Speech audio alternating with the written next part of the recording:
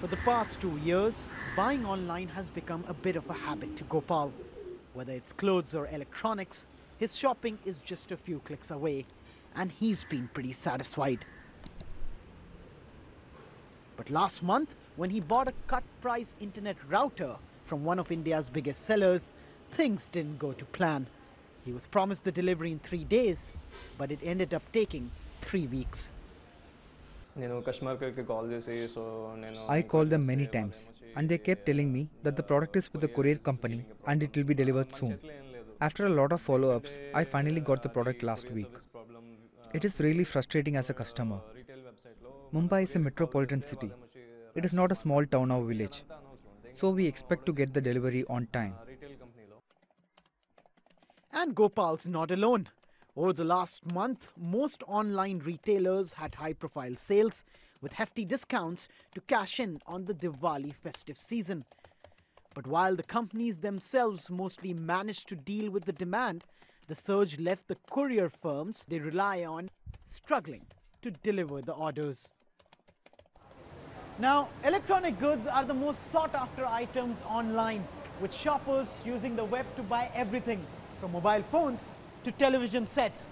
And this has forced established brick-and-mortar stores to start using the internet to sell their products too.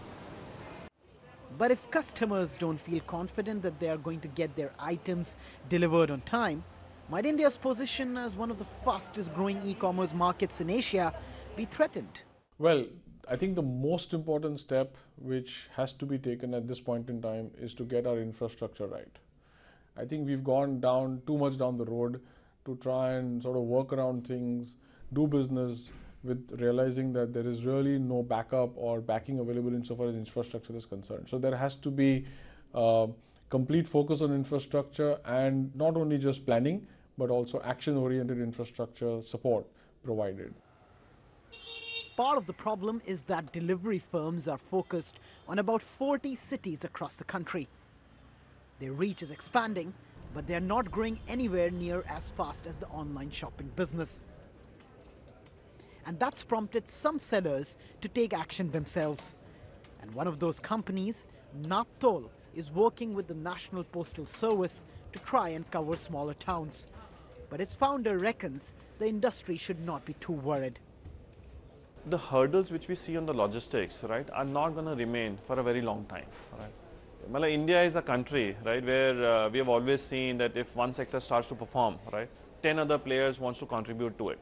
So you see new companies like e-commerce or a delivery which have been coming up only to service e-commerce parcels and growing very rapidly. On the face of it, e-commerce has been a real success story of 2014. Companies like Flipkart have become a huge draw for private investors who have pumped over $2 billion into the sector this year. US giant Amazon is ramping up its presence here too. And the attraction is clear: surging internet demand with 500 million people set to be online by 2018. Getting many of them to buy using their phones and computers will be the first step. But making sure those purchases are sent quickly and safely to every corner of the country is just as important if India's online shopping revolution is really going to deliver.